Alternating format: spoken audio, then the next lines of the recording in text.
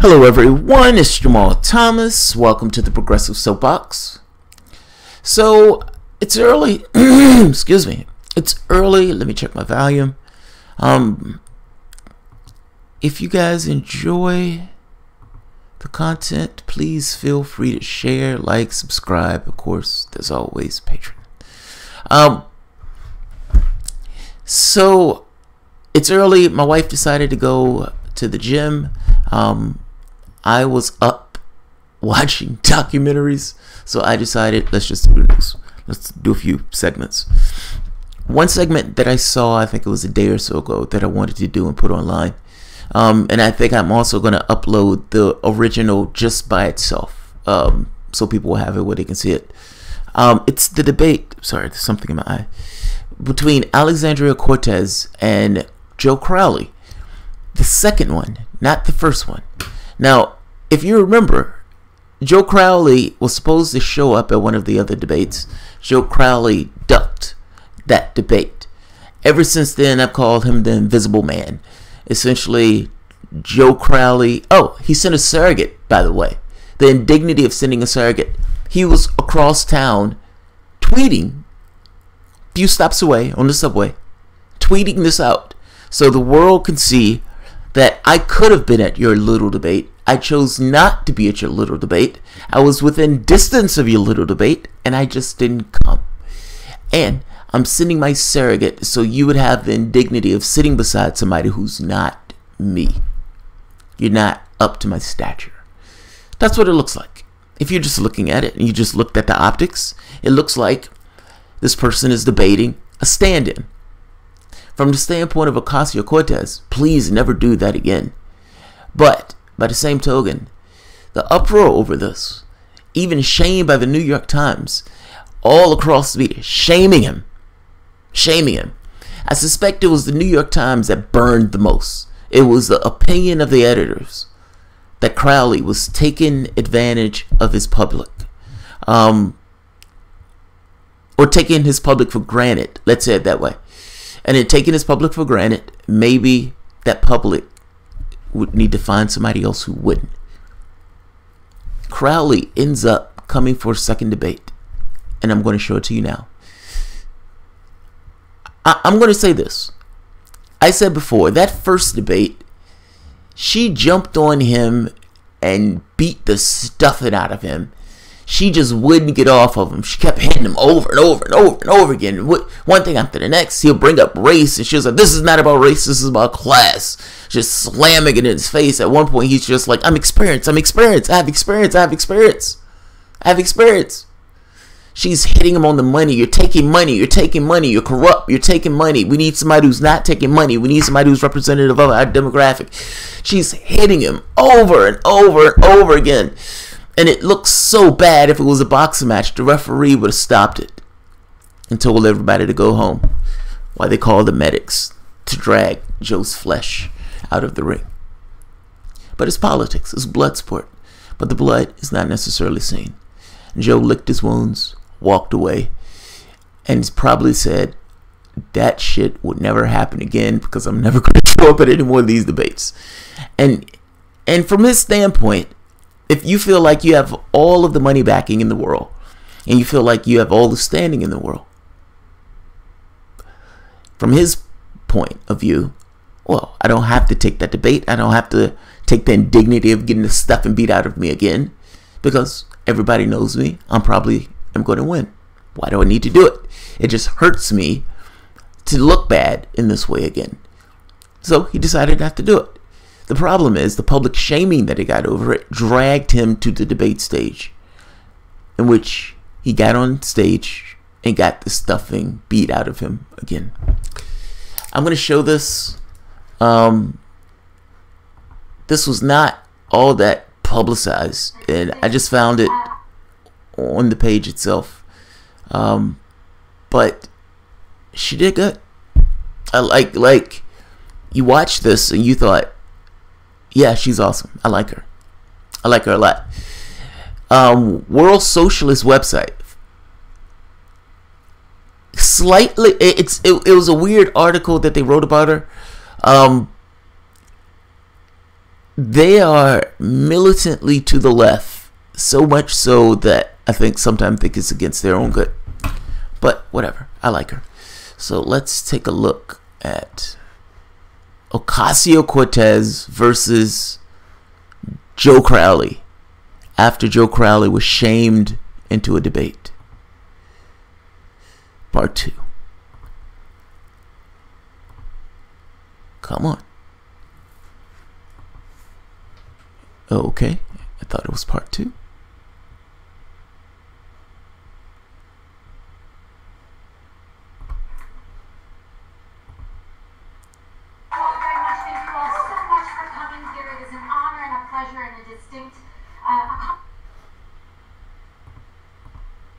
One second. There we go.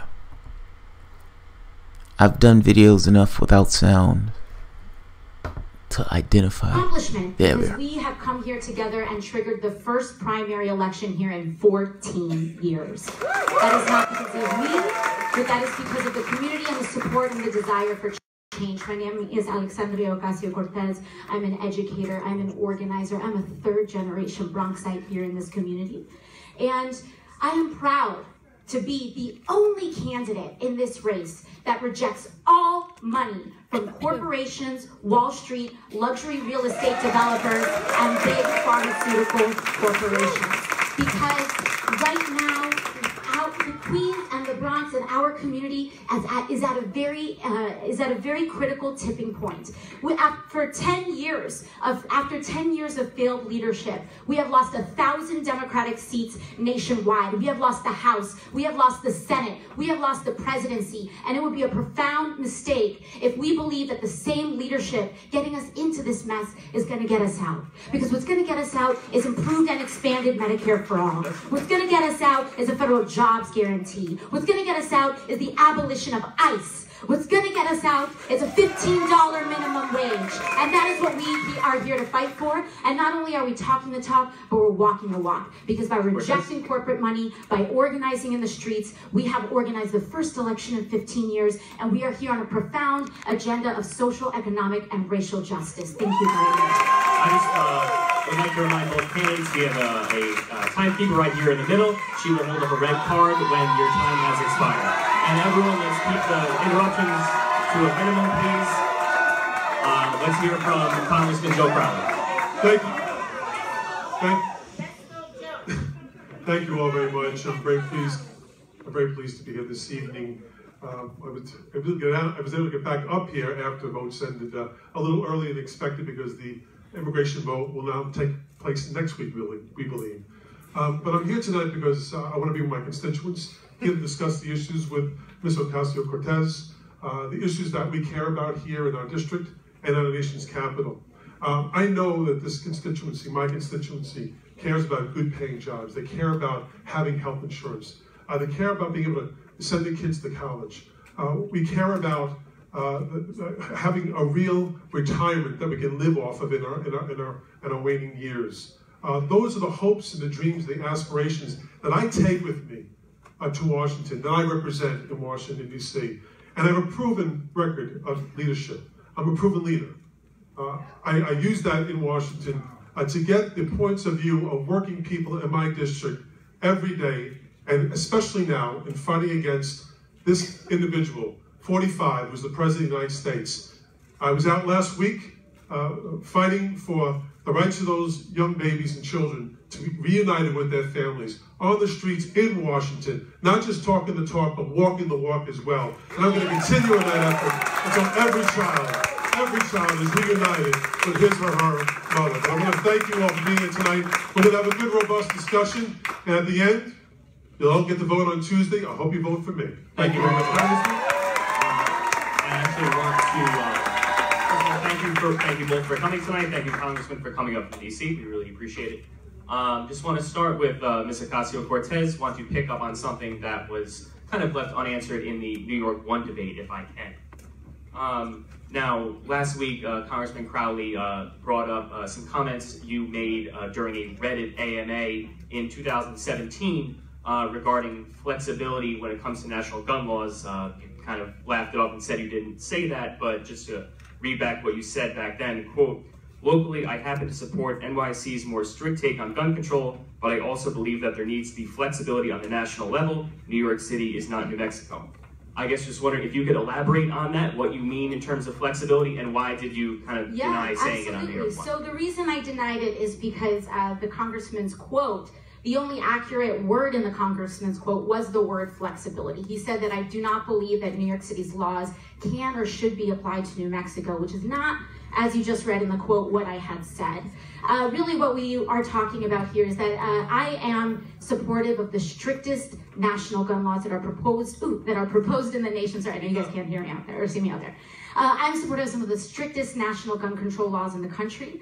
But we also, in order for us to win back this House in December, we need to realize that New York City, we are proud and we are strict enough to call for a national ban on assault weapons, and that's what we need to do in this country. What we need is to regulate. If you need a license, if you need to pass a test in order to get a gun in this, in order to get a car in this country, you need to do the same thing to have a gun. You need to have an age minimum to own a firearm. These are the things, these are common sense gun laws that I absolutely believe should be applied across the country without exception. So what did you mean by flexibility in that New York City? So when we talk about that word flexibility, let's look at how our state operates as well. New York State has gun laws. New York City ourselves has separate gun laws as well, and that is an acknowledgement of the fact that that in order to live in a several hundred person apartment building, it is absolutely not acceptable to hold a hunting to possess a hunting firearm. But if you're in a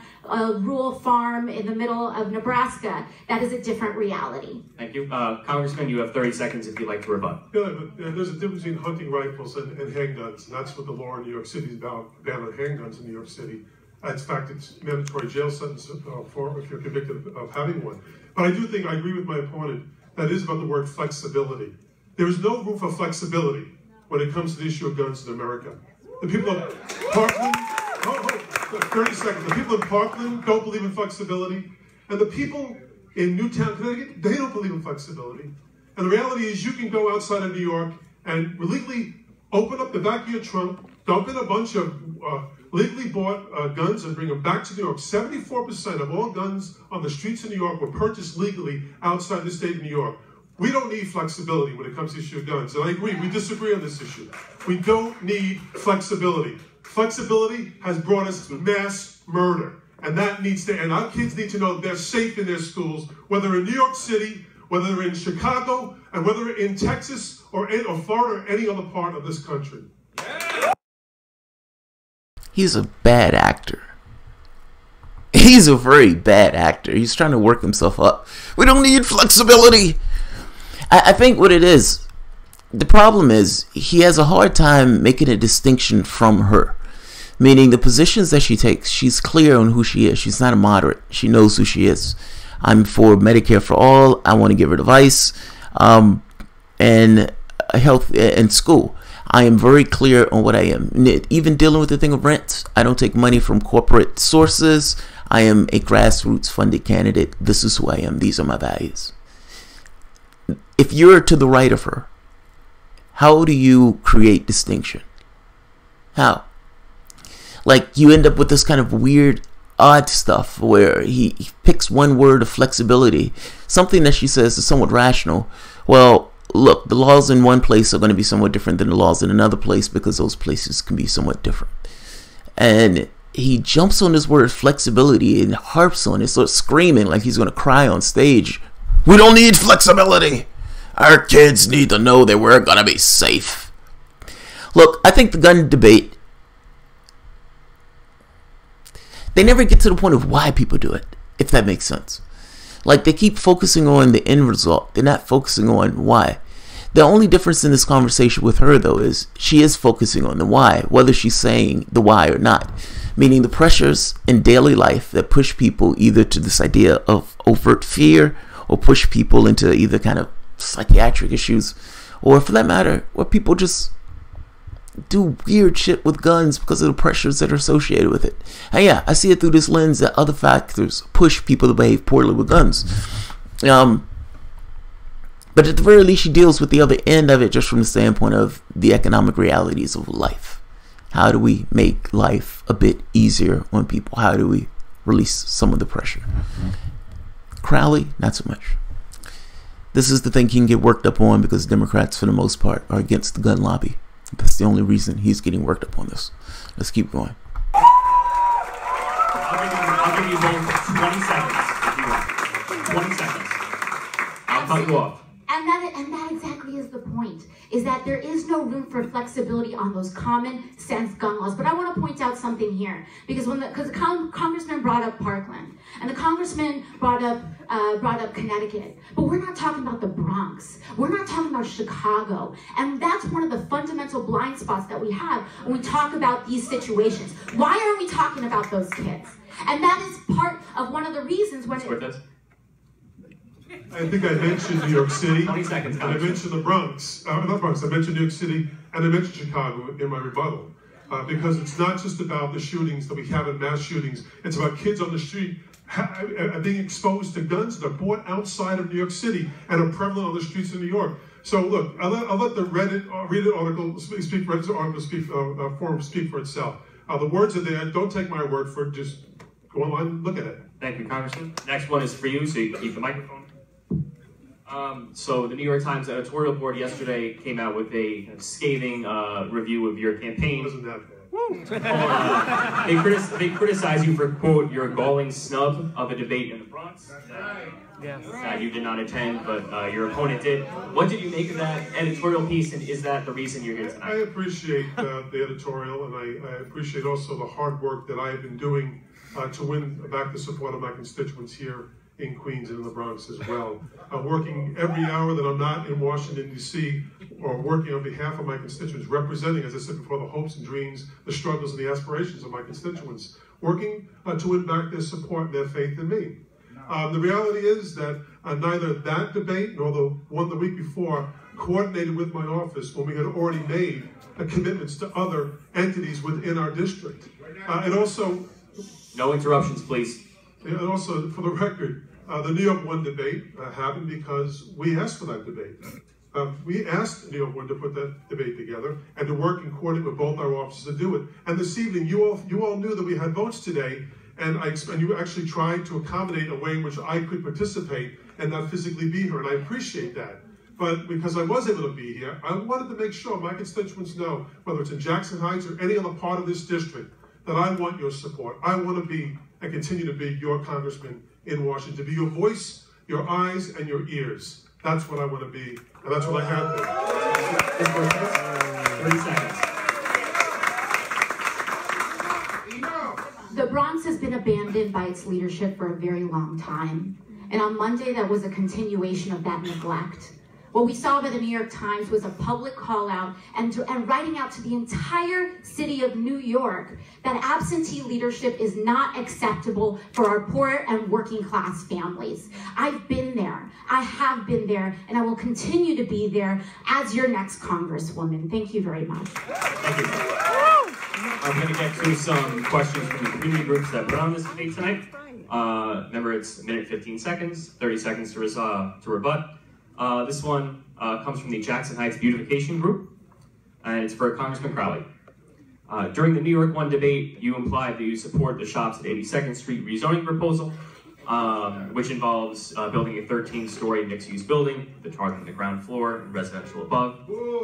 Local lawmakers support the plan, like you said on New York One, but the community board voted almost, I believe, unanimously against the plan in March. Where do you stand on the Shops at 82nd Street plan specifically, and how would you go about checking to make sure that such development doesn't continue to move down Roosevelt Avenue and I appreciate the opportunity to correct the record as well. I misspoke when I said the community board wasn't voting in favor of it. I also want to correct the record. I meant bread and butter, for those of you who know.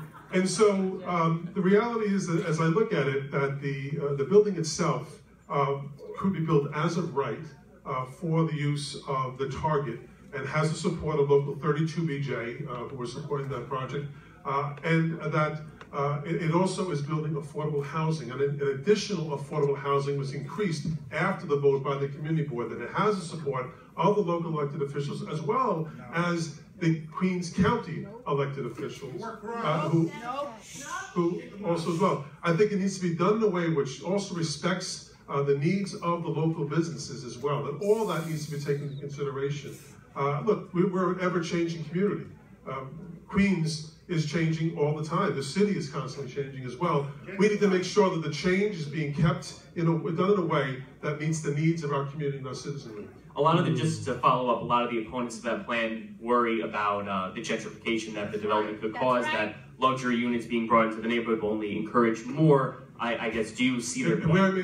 The additional housing or housing that was added to was 100% affordable housing. Not enough. And It's not enough. Please, no interruptions.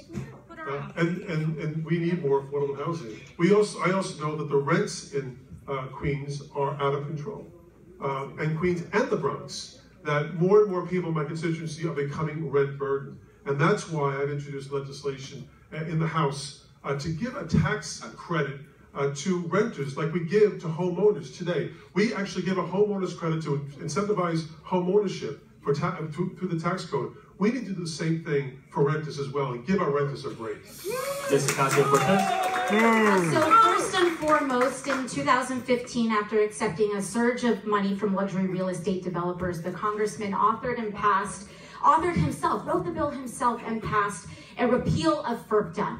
And it was a bill to deregulate foreign investment in luxury real estate developers, not just in New York City, but across the country. And ever since he passed that bill, the median price of a 2-bedroom apartment in Queens has gone up 80%. The 82nd Street rezoning is wrong. That theater, at the very least, should have been a landmark. But also, one of the big issues that we have here is that now that even if it does get constructed, it should be 100% affordable housing. But we also know that when we are presiding over these important issues in this community, we should not be taking money from one side and pretending we are neutral. Yep. And that is exactly what is happening here. Yeah. She's right. She's intuitively right.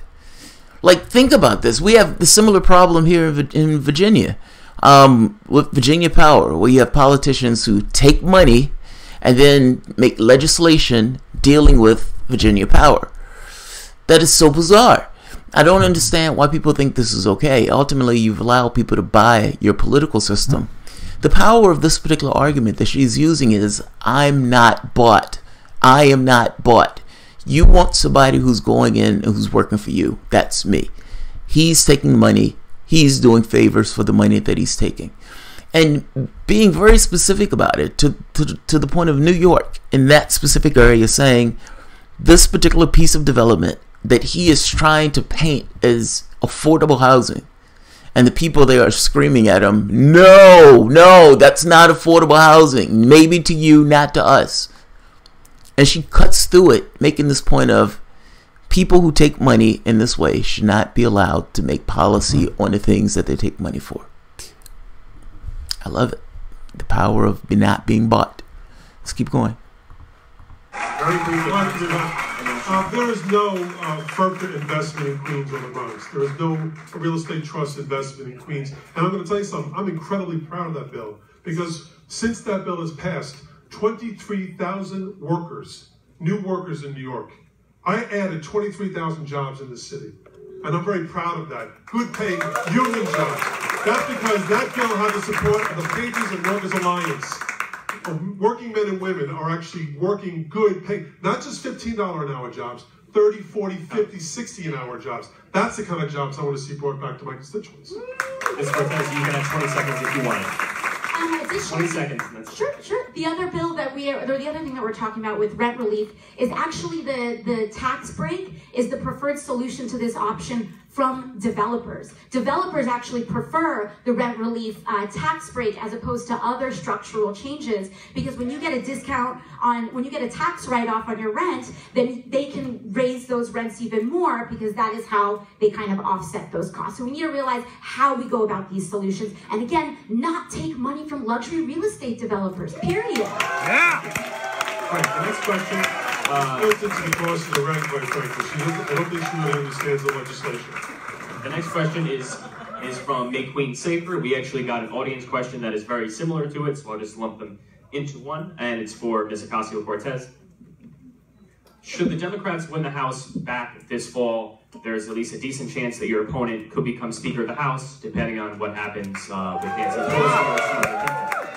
Now, presumably, with that job comes significant, financial and other advantages that the congressman could bring back to the district. Why should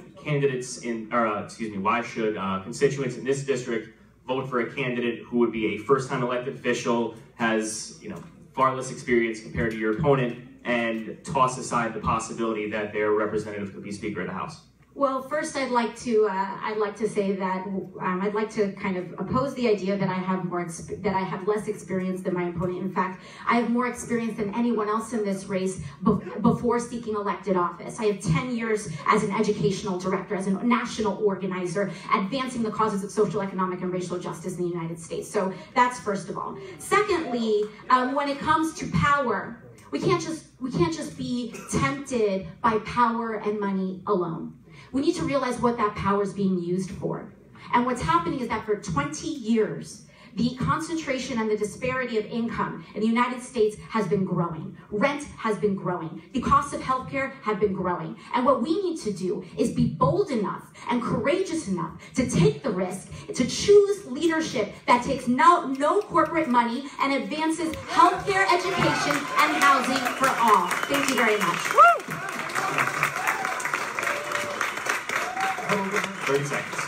Thank you. I first want to say I'm running for one office, and that is to be the representative of the people of the 14th Congressional District. That's what I'm running for. Everything else is inside baseball, quite frankly. And when it comes to big money, I think sometimes talk is cheap. The reality is that when it comes time to standing up, and I see things differently here, when it comes time to standing up against the big banks and against Wall Street, I stood shoulder to shoulder with Barney Frank in passing Dodd-Frank. I was proud of my work and the effort that I did. And when it came time to standing up against the insurance companies and the pharma companies, I stood shoulder to shoulder with Barack Obama. And so I know my opponent has issues with Obamacare, but I stood shoulder to shoulder. 131,000 constituents in this district now have health care because of the work that I was involved in. Thank you. 20 seconds. So let's talk about Dodd-Frank, because after one of the directors of Morgan Stanley emailed my opponent's campaign director, invited him to a fundraiser and told him, before you pass Dodd-Frank, you need to kill the Lynch Amendment, which protects working families. He left the floor of Congress, went to that fundraiser, came back, and killed the Lynch Amendment, and then he voted for Dodd-Frank. So we need to keep the facts straight here. And secondly, when we talk about walking the walk, again, walking the walk is rejecting that money outright because my opponent's second largest fundraiser, second largest donor, accepts money from corporations that profit off of immigrant detention centers. At some point, we need to say stop. At some point, we have to divest. Jesus Christ. She is brutal. It's like, this is a sweet looking picture here, but man, she takes off the gloves. But I love this. This is how you should run. You should take out the knives. You're trying to take office. Your goal is to win. He's been in office for 20 years. All of the skeletons that he has buried under the closet, that he has stuffed under the mattress, yeah, pull him out, expose him to the light of day. Why should we choose you as opposed to him? I love it. Fucking love it. Let's keep going. She's doing awesome. Thank you. I think anyone knows my dedication to criminal justice reform. The Khalif Browder bill is my bill that will actually give individuals who are incarcerated the mental health attention. Wait, excuse me. Enough. If I stutter, I'm sorry. If I have some issue with that, sorry about that. To give people mental health assistance they need before they're re-entered into society. That's why I stood with my colleagues when a man was chokehold Mr. Garner, in Staten Island, and I stood with them, with Maxine Waters, with John Lewis, with Hakeem Jeffries, and I spoke out as to the brutality that was taking place as I saw it. So I'm against entirely a for-profit prison system, whether it's in the federal prison system or it's the detention center. I think they are an abomination. If I could just follow up really quick with you, Congressman, then we'll let Ms. Cortez rebut. I think he misses her point, or at the very least, he's intentionally missing her point. To make a case and saying I'm standing against X, but I'm taking money from X, that's her point. It's like, how can you vociferously put your energies being against something when the very thing that you're against is putting money in your back pocket? It's a compelling argument. Let's keep going. All across this country, we're seeing a lot of progressive candidates like your opponent really rise up. Some of them are winning, seats locally on a state and city level all across this country. Your opponent has garnered a lot of support from a lot of younger constituents in your district. I think many people are surprised by the strength of her outreach and her campaign. Why do you think so many younger people and people of color are flocking to your opponent? I don't know if necessarily flocking is the case. I have a lot of support from young people in this district, as well as men and women of color. I'm proud of that. I think this district is one of the most diverse districts in the country, and I draw strength from that diversity when I go back to Washington. I love every aspect of it. I know every inch of this district, the Bronx and Queens. I know every street in this district. I went to school there. I was born and raised here in Queens and in Woodside. So I know this community. So I feel very proud of representing them, and I think I do a good job. So, thank you. Ms. Cortez, if you want, you have 20 seconds. Sure. So I think that one of the reasons we have inspired so many people in the Bronx and Queens is because people who are looking at our political system with fresh eyes, looking at Congress with fresh eyes, realize that our political system is broken and that our first and foremost priority is to get money out of politics. And our second most priority is to get healthcare, housing, and education for all. And that's what our campaign is all about. We need a broad-based movement for social justice in America, for economic justice in America. And that is what our campaign represents. Not only that, but I am endorsed and I am part of a national movement of 60 congressional candidates nationwide that reject corporate money and adopt our same policy platforms. And if we can do it here, and if we can do it in South Carolina, and if we can do it in Florida and California and Chicago and Illinois, then we can change the country. And if we got to start right here in Queens.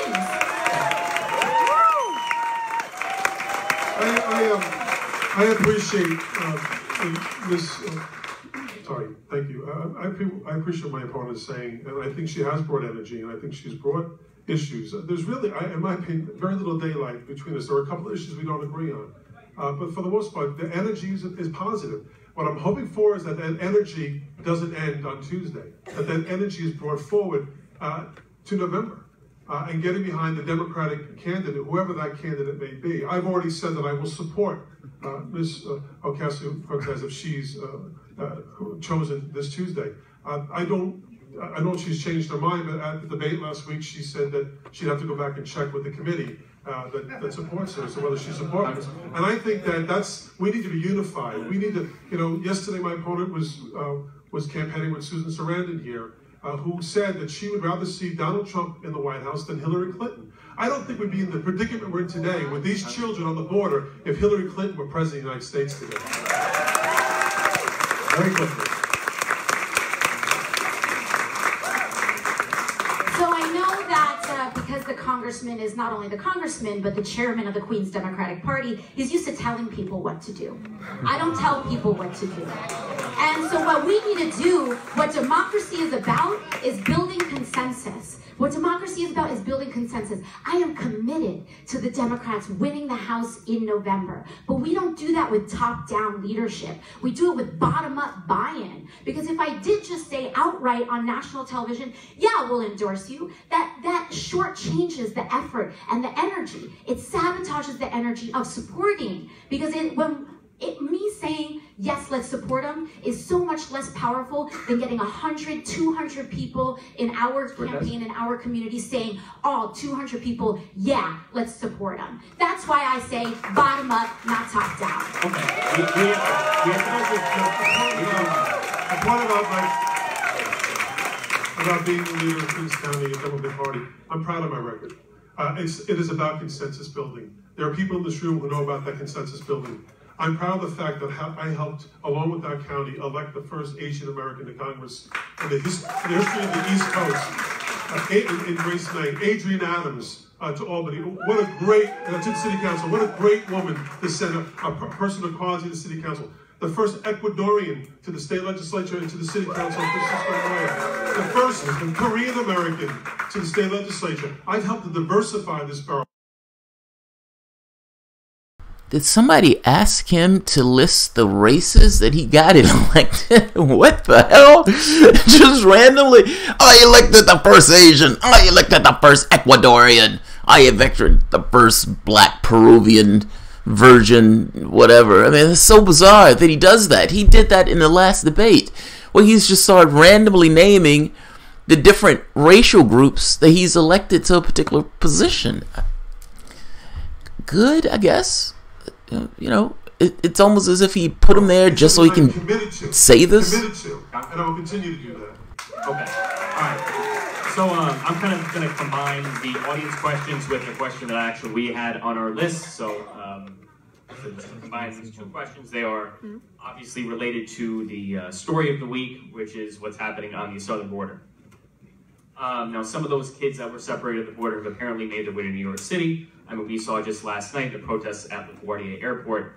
Now, I know both of you have had strong words for the president's immigration policies. You both have been involved in, protests and all of that. But instead of just criticizing what the president has done, if elected, what would you guys want to see done on the southern border in terms of combating illegal immigration or border security? What policies would you want to see put in place on the southern border? And we'll start with the congressman. I have been working for over a decade with Luis Gutierrez from Chicago, Illinois. In fact, he was here this week talking about the work that we've been engaged in. I was with him last week when we were protesting in front of the Customs and Border Patrol, where we attempted to be arrested. They were too busy arresting people who were asking for asylum and didn't want to arrest members of Congress to bring attention to what they were doing. I think what's happening in the southern border is an abomination. I do think we need, it's psychological torture to those children. It's a scar in their lives, and I think more importantly, it's a scar on America.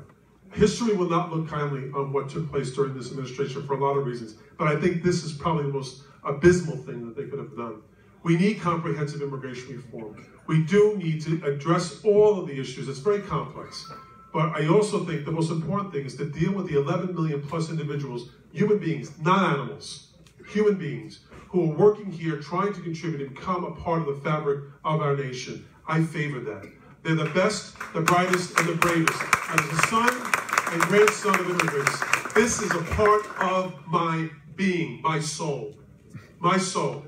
That's where I come from, and that's the way in which I approach it in Washington. I've done it for over a decade and a half, and I'm going to continue to do it until we actually get comprehensive immigration reform and bring relief to people who are suffering in this country, who are waiting to be deported by ICE. Thank you, Congressman. What policies would you want to see instituted on the southern border in regards to illegal immigration and border security? We must abolish ICE. We must abolish ICE. I know that the Congressman and I have some differences here, but we know that the legislation that created ICE is designed to be extrajudicial. And that's why when that legislation was drafted in 2003, Nidia Velázquez saw this coming and she voted against it. But my opponent voted to create ICE, and now we are here. We need to eliminate it. We need to get these kids back to their parents, and we also need to make sure that no state government follow the example of some of the municipalities in California and ensure that no state government provides leases to immigrant detention centers with ICE, period. And we must, when we talk about, oh, just abolish ICE, what was the plan before that? We had the INS, and the INS processed The INS processed crimes related to immigration under our criminal justice system, the Department of Justice. That is why there's a fundamental difference here. And we need to reestablish, we need to dissolve ICE. That was established in 2003 with the Patriot Act, the AUMF, etc. And then we need to reintegrate this back into a criminal justice issue. Thank you very much. 1 second, Congressman. As Ocasio-Cortez just said, it was created, ICE was created in the creation of Homeland Security, Department of Homeland Security, the largest department ever created in the history of the United States as a result of the attack of 9/11. And when we reorganized and looked at where our deficiencies were in terms of protecting the citizens of the United States. I believe that calling for the elimination or the abolishment of ICE sounds great, but it doesn't mean anything, because as long as Jeff Sessions is the Attorney General of the United States, as long as Donald Trump is the President of the United States, it's meaningless, because they will simply shift that burden to some other portion of the government. It doesn't go away, because they're not going away unless they are booted out of office. 20 seconds. I wish that was the case, because the president, yes, the president is doing atrocious things right now, but we need to really recognize that a lot of this started under the Obama administration. I hate to say that, but it's true. It is in the structure of ICE. And what is going on is that we are taking the powers that are here, and that it is taken up to the next level with the current presidency. It is this atrocious stuff is happening with the current presidency. Child separation did not happen before, but detention did. Child separation did happen before under Obama. I mean, I love the fact that she said it. She says, I hate to bring this up. I hate to bring this up. But while you in your feelings right now talking about Donald Trump, it did happen under the other one. Look, what she's trying to do here, and I love this, she's trying to make a distinction between, it's almost like a new breed of Democrat. Almost like Democrats getting back to their roots, like the classic FDR Democrat. She's trying to make this distinction. There is a difference between me versus him. And part of this, the difference is we need to abolish ICE. I need to be clear about it. The previous Democratic president, in the vein of Joe Crowley, just like you were saying, they were saying shoulder to shoulder, helped create this edifice that allowed Trump to do what he's doing now. I love this. This is fascinating. It's absolutely fascinating. And she is perfectly okay with, quote unquote, bringing this up. I hate to bring this up. I hate to bring this up. Very briefly. Let me briefly say, I agree with my opponent. I agree with her. And that's why 5 years ago, during the Obama administration, I was arrested in Washington in civil disobedience to not what Donald Trump was doing, because I never had him in my wildest dreams as being president of the United States. I was standing in protest to what the Obama administration was doing at that time. So I think it gives me a great deal more credibility when I'm fighting against Donald Trump and what he's doing it, because I've done it to my own Democratic president. That gives me the authority, even more of the authority, to stand up and be a voice for the voiceless, to be a voice for those individuals. You can have the final word if you want it. 20 seconds. If you are committed to this, then return all of the money from Blackstone that profits off of immigrant detention centers. Thank you very much. Okay. So we have one final question from the community groups, and then we're going to move on to a cross-examination. Is it just me, or is that a brutal line of attack? I mean, implicit in that is you're corrupt. Let's get to the bare bones of what she's saying. You're corrupt. You're taking policy and you're making decisions that is based not purely based on what you believe is best for your representatives or for your constituents, but because there's some external factor that's being put into your G-string as you go out and parrot certain things to your community. That is a brutal line of attack. You're corrupt, you're corrupt, you're corrupt, you're taking money, you're taking money. He's like, I was standing on the line to protest it. Yeah, but you're taking their money. You're taking their money. So what? You're protesting, you're taking their money. I love that. God, I love that. I fucking love her. She's winning me over. Try to make this brief with just one rebuttal round instead of 2, please. Local issue submitted by Make Queens Safer, and we'll start with the Congressman. The Department of Transportation's proposal for protected bike lanes on Skillman and 43rd Avenues in Sunnyside has proven quite contentious in the area. Many of the cyclists say it will greatly improve safety, while others worry about its potential impact on area businesses. Where do you stand on the Skillman 43rd Avenue As you know, I came out in opposition to this plan, and I believe in bikes and safe bike paths. I'm a cyclist myself. I met my wife through cycling, so we actually enjoy that. And we want to be safe when we're doing it as well. This particular plan was opposed by not only the community, but the local fire department was opposed to it. The fire department came out in opposition to it. As well, I believe there may be other ways in which we can do this that brings both the community's concerns as well as the cyclists' concerns and the community's concerns into this discussion. I think people are tired of being told, this is how it's going to be, no matter what you think. No matter what you think. That's the impression that people have. I was in favor of the bike paths and took a lot of heat for it on Queens Boulevard. A lot of heat. That's a big stretch of my district, the 14th district, our district. I took a lot of heat in working and with 111th Street, and we found a solution that primarily met the needs of all involved, including transportation alternatives, whom I have a wonderful relationship with and work with all the time to try to find solutions that meet the needs of the residents, the cyclists, and all who use our roads. Thank you, Congressman. Ms. Cortez? Yeah, so I think at the core of this issue is overdevelopment, is that many of our,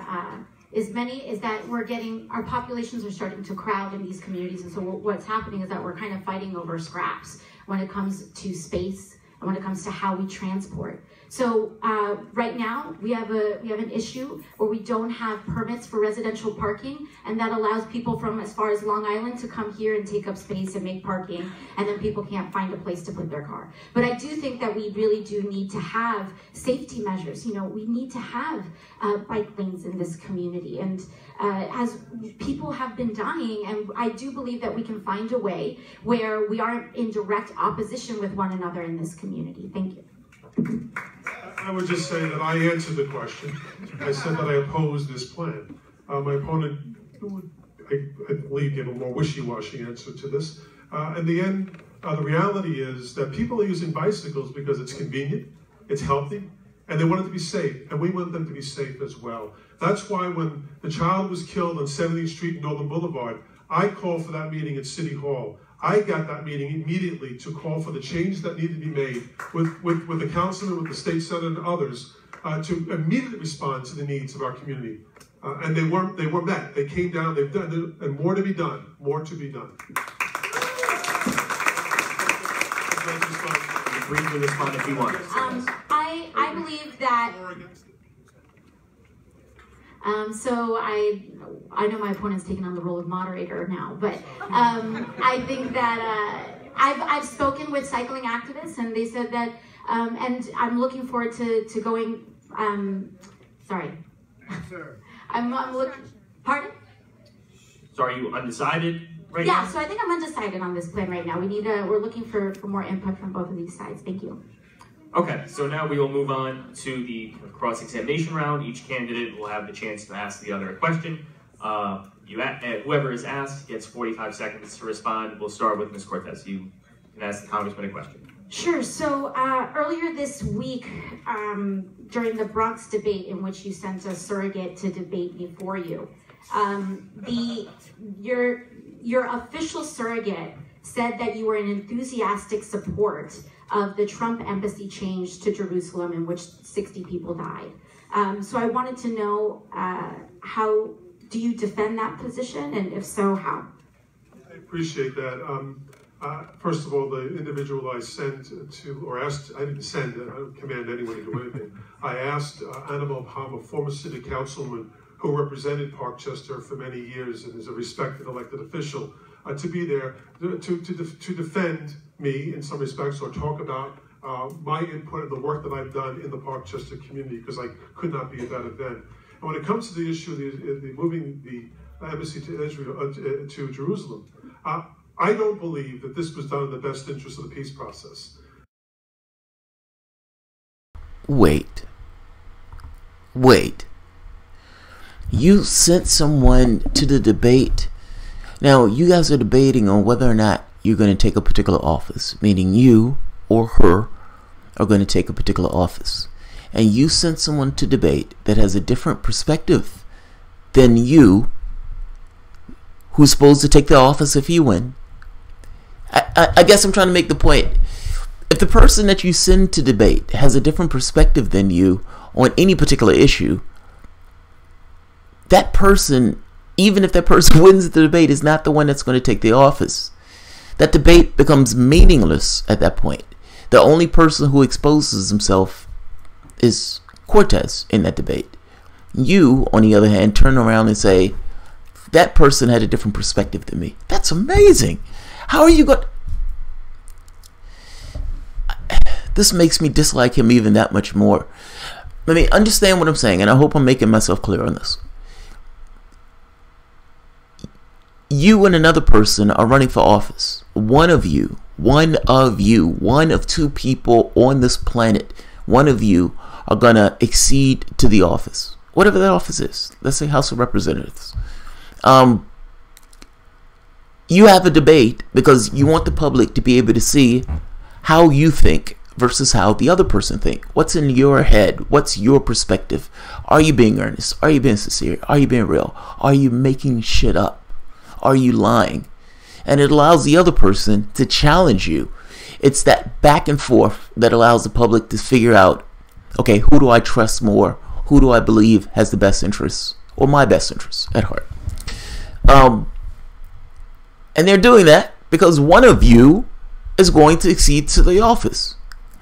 If you send a surrogate there, and that surrogate has a different perspective than you on a major issue, then the public is not necessarily getting to see what you think. I'm making the point of how useless that sending a surrogate is. You might as well just not show up. You have a situation now where your surrogate was somewhat debating an issue that you disagree with. God damn it, that's so fucking weird. Let's keep going. That's just aggravating. She brings up a point about Israel. A good point, by the way. And he says, well, that's my surrogate. My surrogate believes that. I don't necessarily believe that. Is your surrogate going to take office? No. Then why did you send your surrogate to a debate? It's amazing. Just keep going. I don't believe that it should be done outside of a two-state solution where all sides are working towards a peace process. I believe in a two-state solution. I think that much of what Mr. Netanyahu has done has been incredibly troubling, to say the least. But what this administration did in moving the embassy outside of a two-state solution and an actual real peace process caused the deaths of those individuals. And I think that that is beyond reprehensible. Very briefly. So would you say that You will. So would you say that the surrogate you sent was unprepared?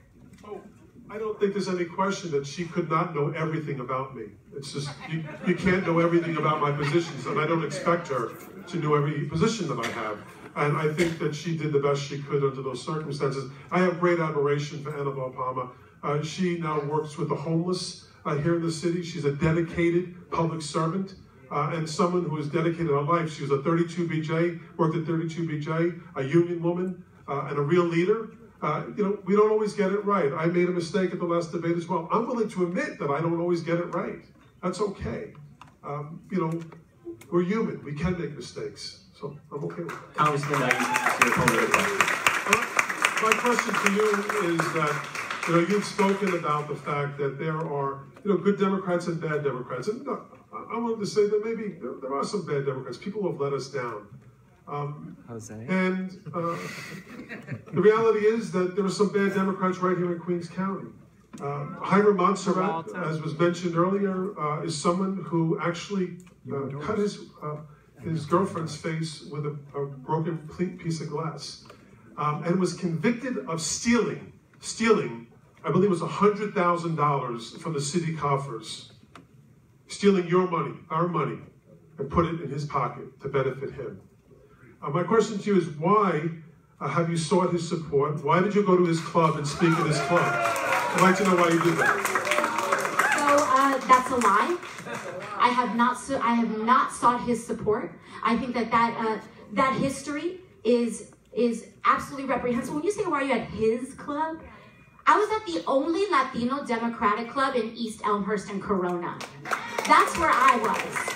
And so there are countless people there. There are teachers there. There are crosswalk guards there. And that is who I was talking to that day. So while I know that women tend to be made responsible for the actions of every man in the room, I am not. I am not. And I totally denounce that crime. And I totally think it's disgusting to put that on me. Thank you very much. I'm not putting his crime on you. I'm not putting. What I'm suggesting, please. What I'm asking is, why would you go and to his? It is his Democratic club. He runs it. He is the head of that Democratic club, and he is primarying good Democrats in this district, in his district, for district leader. And that's the question. But you gave your answer. Thank you. Ms. Cortez, if you want 20 seconds, you can have it. No, because I'm not going to deal with this mistruth. Thank you. Okay. So before we get to the lightning round, we have time for one more audience question, and it's a simple one at length, but maybe a more complicated one in general. And we'll start with you, Ms. Ocasio-Cortez. What is your position on No Child Left Behind? No Child Left Behind is an extremely unfortunate bill. My opponent voted for it. It reduces and flattens children into bubbles on a Scantron.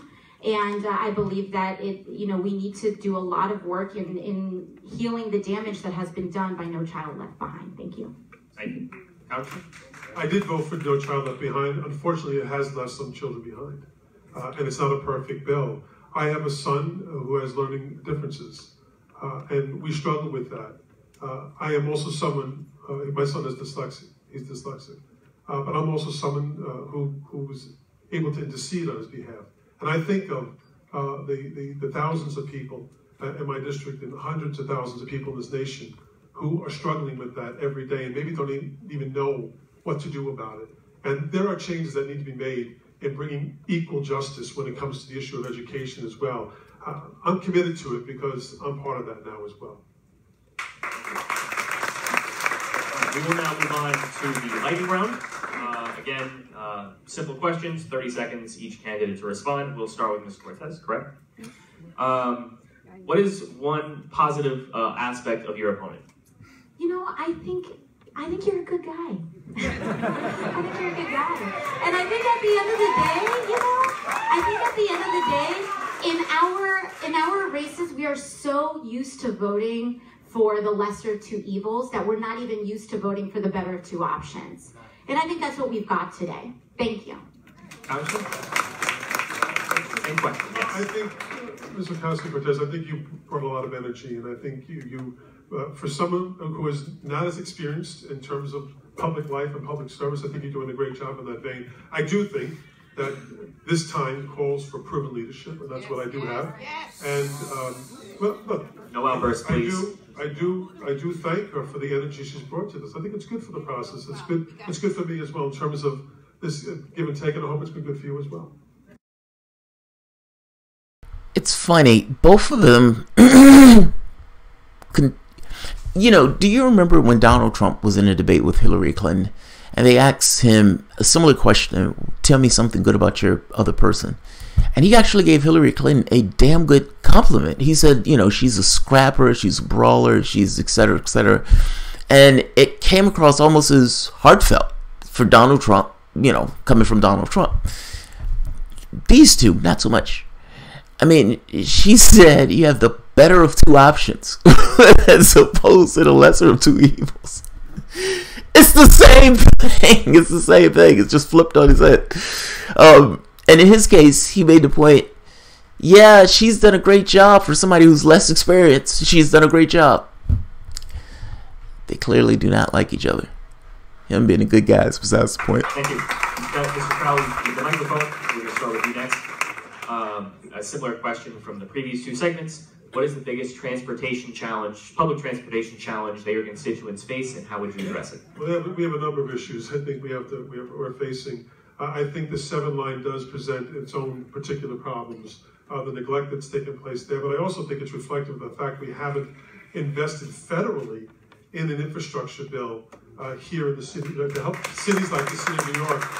And I think that one of the things we do need to do is have a robust Marshall Plan kind of investment here in America, again, that includes not only roads, tunnels, and bridges, but help cities like New York City that have a 110-plus-year-old system that needs to be modernized, that needs to be upgraded. There are things that we can do today that can actually help this line not only have 27 cars every hour, but 36 cars an hour to help get people to and from the city in a more efficient, safer, and faster way. That probably is the biggest issue for us. Thank you. Ms. Ocasio-Cortez, same question. What is the biggest public transportation issue in your district? Absolutely, the subways. You know, I'm late on the 6 train all the time, and so we all know that this is a massive issue. But as we invest in infrastructure, we also need to make sure that we are pairing that with a Green New Deal so that we switch to 100% renewable energy as quickly as possible. Thank you. I'm actually late on the 7 train all the time, so I feel your pain. Next, I will start with Ms. Ocasio-Cortez. What would you do to better serve veterans suffering from PTSD and other mental illnesses when they come home from battle?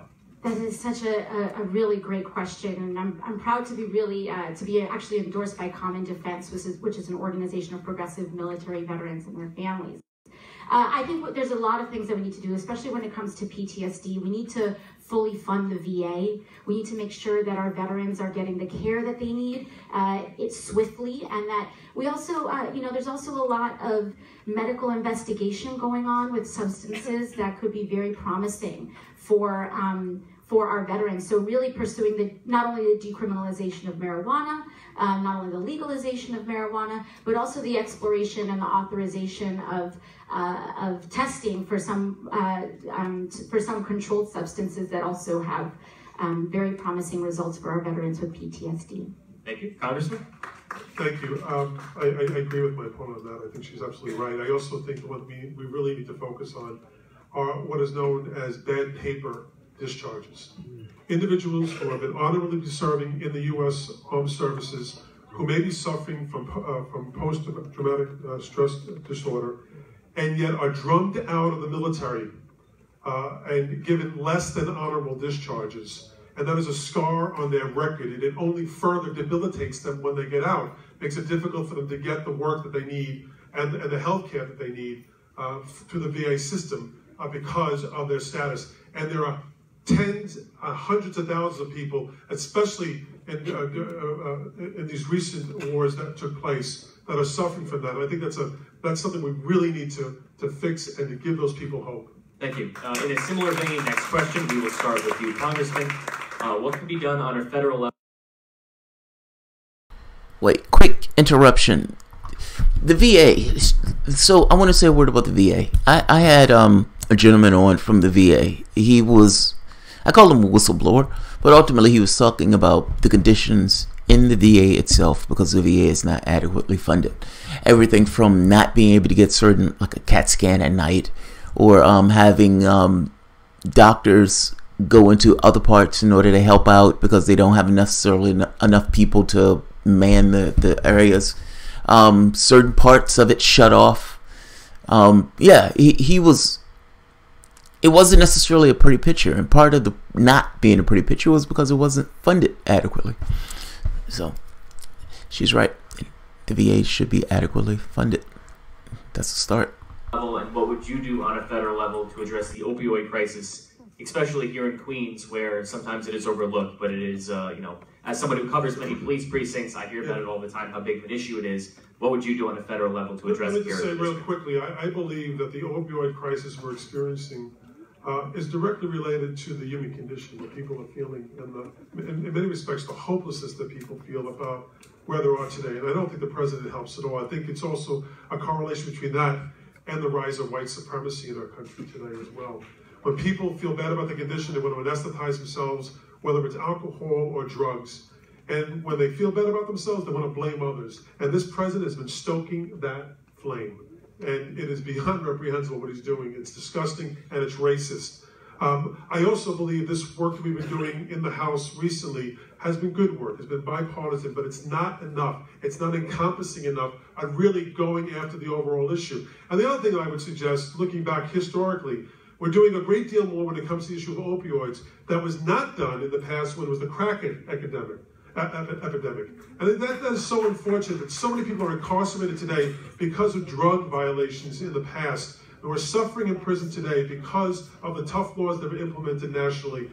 We need to really re-examine our overall drug laws, I believe, in this country. I agree with my opponent on the issue of the decriminalization of marijuana and the legalization of the use for personal use. It's Ocasio-Cortez. I agree with him, but he needs to follow the logic of what he's saying out to his conclusion. Donald Trump may be using this to some degree to kind of, he does what right-wingers do, to kind of gin up this resentment, this kind of white rage of sorts.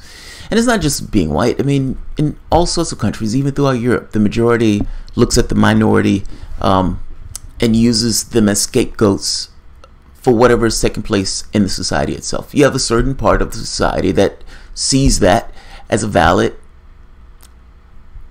I don't know how to say it. It sees it as a valid path of victory to some degree, and you could build a coalition in this way. But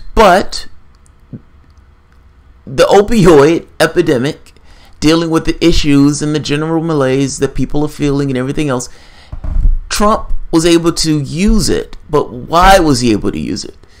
You're coming off of 8 years of a Democratic president. Part of that time, he had a supermajority in the House. Supermajority in the Senate and a Democratic House. Eventually, he loses one, and then he loses the other. But you had a Democratic president for 8 years. 95% of the wealth went to the top 1% in those 8 years. 95% of the jobs created were part-time or low-wage jobs. You can kind of see where this is going, right? I'm making a point that if half of the jobs in the country are low-wage jobs, and you're talking about this kind of quote-unquote white rage stuff just based on what he's saying, people being angry and Donald Trump using that in order to kind of leveraging that for political clout. That happened under Obama, dude. Obama was able to build a coalition. Why wasn't the next coalition able to slide over to the next Democrat? Yes, there's a certain degree of personality to this. But Donald Trump scared the shit out of a lot of people, and yet he was still able to beat Hillary Clinton. And I don't think it necessarily was because he was all that great. I think it was because who he was not. They were sick of the way things were. But that was your team. That goes kind of to Ocasio's point. There is a difference between who I am versus the type of person that who he is. It's an effective argument, at least I think so. But yeah, Joe Crowley gives himself away to some degree, but he doesn't necessarily follow the thought all the way through. He immediately jumps to Trump. Well, wait a minute. How do we get to Trump? What was there before? In question. So I agree. I think there's a lot of substantive things that need to be done. But also, I mean, it's difficult because last night my opponent was at a fundraiser for opioid lobbyists. And it's a problem. Like we need to make sure that we are pursuing the legalization of marijuana. But one of the reasons we can't get stuff done is because so many of our politicians are accepting money from pharmaceutical corporations, which is one of the most powerful lobbies in the United States. The way we move forward is by divesting. We have to lead not just inside the chamber, but outside the chamber. Yeah. Very good. Thank you. I thought we had a moment there for a second. I thought we were great. First, I heard that last night I was at a fundraiser for Republicans. Oh, it's interesting. They're all Democrats. And when it comes to the issue of standing up to pharma and to the interest of big insurance companies, I've done that. When it comes to the issue of Affordable Care Act and Obamacare, as I said before, I know that you don't like every aspect and it's not a perfect bill. But I'll repeat again. 131,000 people in this district who could not afford health care got it after I helped pass the Affordable Care Act, Obamacare in this country. And 300,000 individuals right now are under threat of not being able to afford to pay for their health care because of what this president did during the tax bill and what he's doing to undermine the system. I do believe we need universal health care. I believe that health care is a right and not a privilege, and that flies in the face of pharmaceutical companies and the big insurance companies. But that's where I have been and that's where I will be.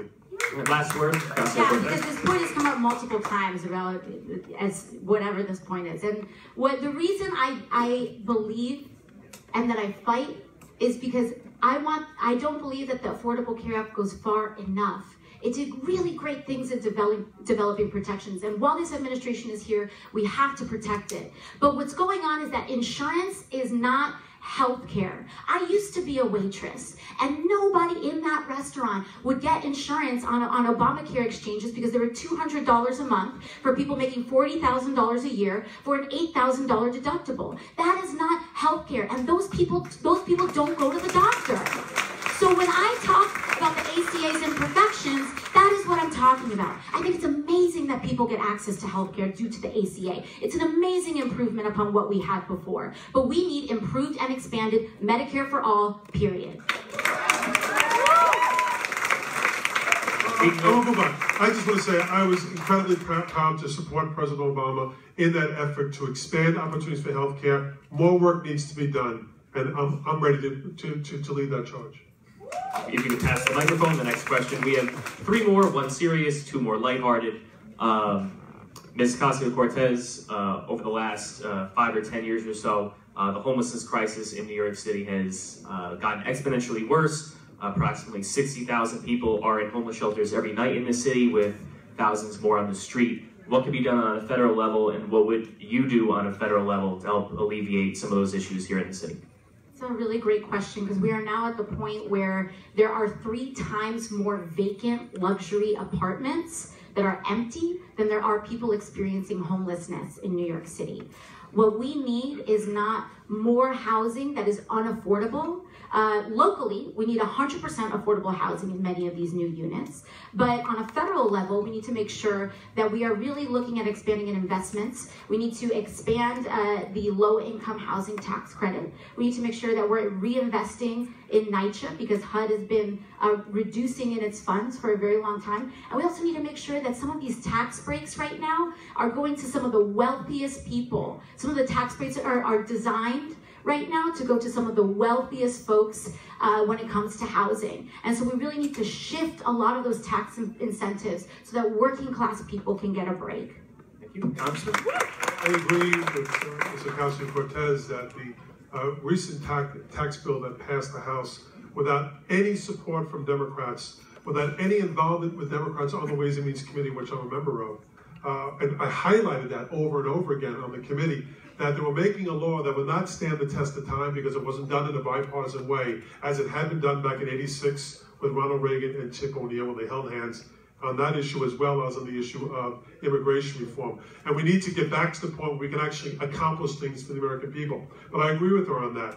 But I also think that this is a very local issue because many of the individuals who are working poor, working homeless people today, the state and the city stopped giving them the vouchers that they had in the past to keep them in housing. After the '08 crash, they stopped and they have never renewed them again. And I think that has been the biggest failure that we were talking about. Now I've talked to folks, you know, they want to give handouts to people. We're talking about people who are working. This is not a handout to anyone. These are people working every day, trying to survive. And the state and the city have failed them. And housing them in hotels is unproductive for everyone, especially the young children who are in those hotels. And I just think we're just doing this in the wrong way.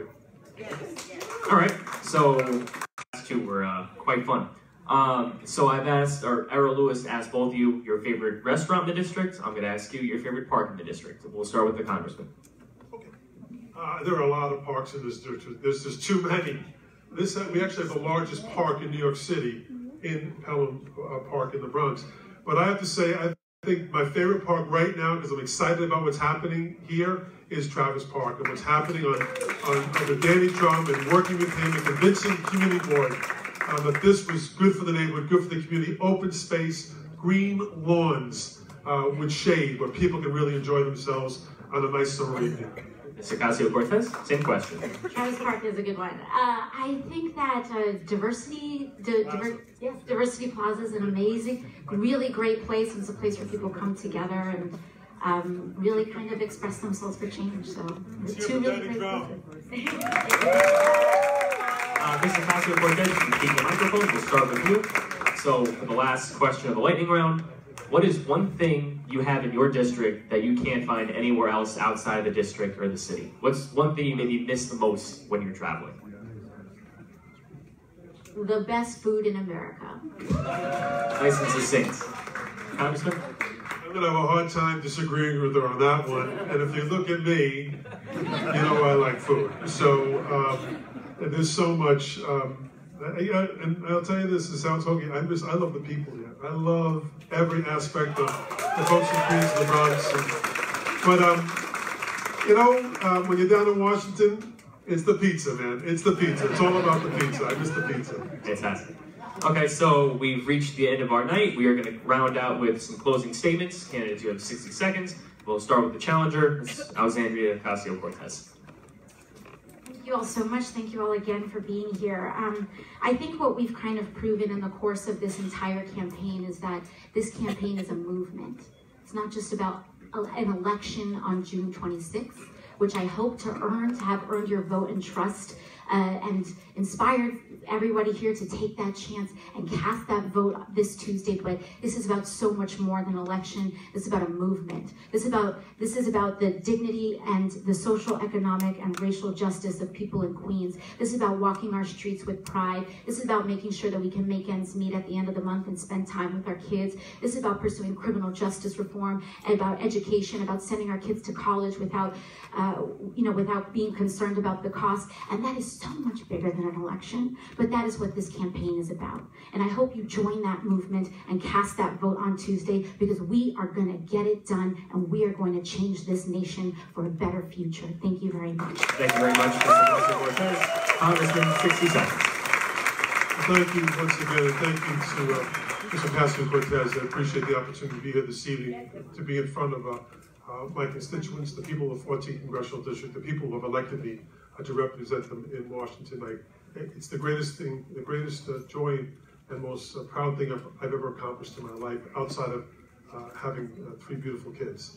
I do believe that our nation is under its most serious threat of our lifetime. The man who is now the President of the United States, although from Queens, he wasn't the person I thought would be the President of the United States from Queens. I didn't think it was going to be me either. I just thought it would be somebody else. And this threat is an enormous threat.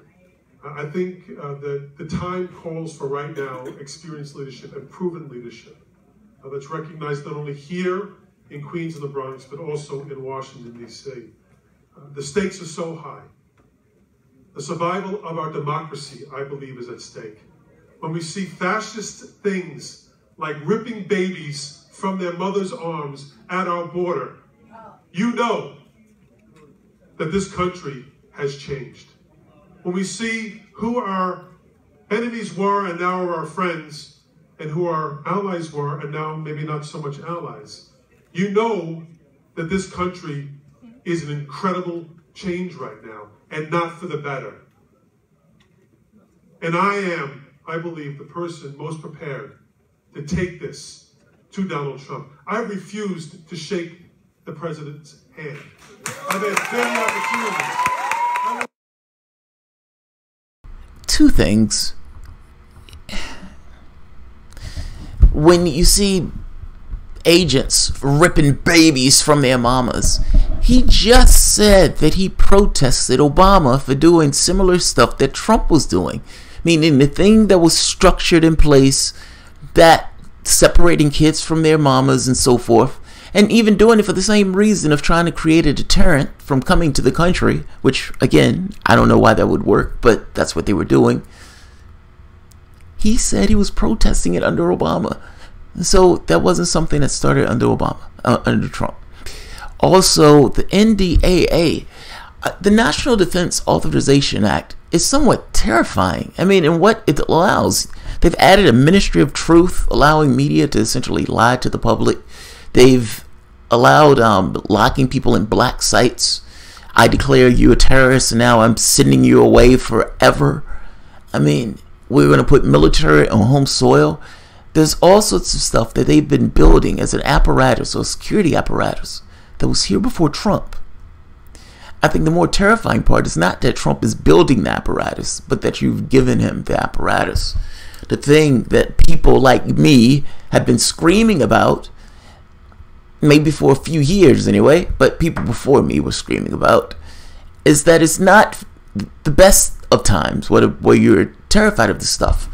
Like, it's not when things are going well. It's not when you have the best of minds using a particular apparatus. It's when you know, at some point in time, you're going to get a George Bush, you're going to get a Donald Trump. You felt perfectly okay with the other two using it. What about this guy? What about this one? This was good. I think she beat the stuffing out of him again. She has a sass about her that I like. I like her. I like her. And I'm going to put the link at the bottom for this one. The refugee crisis because the CIA, Exxon, U.S. Fruit, the drug trade. Yeah, they never, any honest engagement with the refugee crisis has to go with this idea of what have been some of the operations that we've taken in South America. It's like, come on, you got to be honest. Like, between the coups, putting in strongmen, manipulating that stuff in order to get the resources of those particular countries.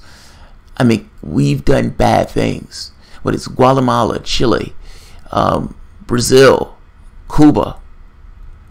We thought we took Cuba from the Spanish, acting as if we were going to be a revolution for Cuba, and then we took over Cuba. All I'm saying is, pretending as if those countries imploded purely because those countries imploded is nonsense. It's utter nonsense. A trained actor versus reality TV actor. Learn socialist justice. Marshall, again, if you knew what socialism was, then that would not be an issue. Oh, you guys are having to go at each other.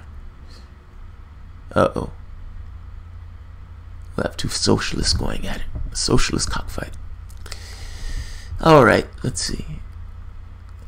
Ray Foley, thank you. Balthazar, you're up this early. The longest filibuster in history was Storm Thurmond filibustering in 1957 Civil Rights Act. Obama was a coward for not even trying to stall out the GOP. I didn't know that. God, I didn't know that.